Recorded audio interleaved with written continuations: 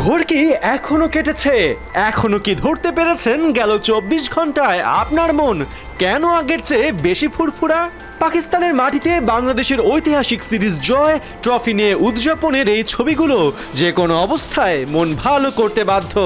Captain শান্তকেই দেখুন, এমন শান্তির ঘুম ক্যারিয়ারে কবার ঘুমাতে পেরেছেন কে জানে।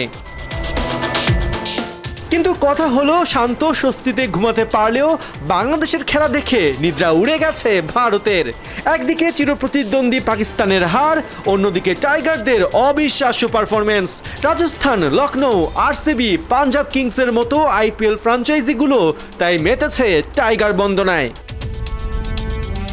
লিটন, মিরাজদের নিয়ে ভারতের এই বাড়তি আগ্রহের কারণ ২ সপ্তাহ পর তাদেরকেও বাংলাদেশের মুখোমুখি হতে হবে। ১৯ সেপ্টেম্বর থেকে চেন্নাইয়ে শুরু হবে ২ ম্যাচের টেস্ট সিরিজ। এরপর ৬ অক্টোবর থেকে মাঠে গড়াবে ৩ ম্যাচের টি-20 ব্যাটেল। পাকিস্তানের হাল দেখে এবার ভারতও বাংলাদেশ সিরিজকে গুরুত্ব দিচ্ছে। চারদিক থেকে আসছে সতর্ক বার্তা। ভারতীয় স্পোর্টস পোর্টাল মাই খেল জানিয়েছে ৩ কারণে বাংলাদেশকে হালকাভাবে নেওয়া উচিত নয় ভারতের। প্রথমত, বাংলাদেশ এখন আর মিনুস নয়। টাইগাররা অতীত ভুল শুধরিয়ে দ্রুতই আন্তর্জাতিক ক্রিকেটে ঘুরে দাঁড়িয়েছে। দ্বিতীয়ত, পাকিস্তানকে টেস্ট সিরিজে হোয়াইট ওয়াশ করে বাংলাদেশ নিজেদের সামর্থ্য প্রমাণ করেছে।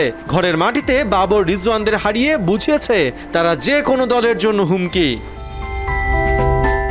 তৃতীয় পয়েন্ট, ভারতের স্পিনিং কন্ডিশন, যা বাংলাদেশের জন্য হতে পারে সহায়ক। টাইগাররা এই কন্ডিশনে খেলে অভ্যস্ত এবং মিরাজ, সাকিব পাকিস্তানকে যেভাবে নাচিয়েছে তাতে এই জুটির ওপর নজর রাখতে হবে ভারতকে।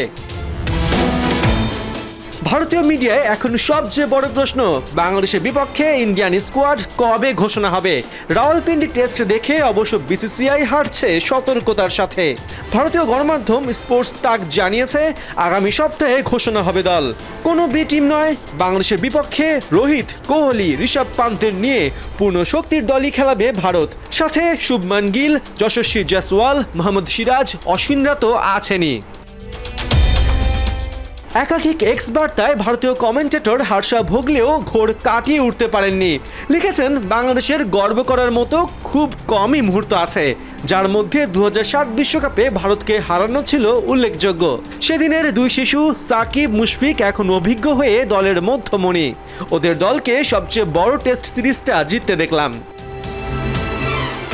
২৪ বছরের টেস্ট ইতিহাসে ভারতের বিপক্ষে টেস্ট জয় এখনও অধরা বাংলাদেশের, যেমনটা কিছুদিন আগ পর্যন্ত ছিল পাকিস্তানের বেলাতেও।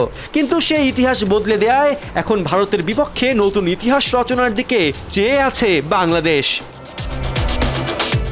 পার্থ বণিক, ৭১।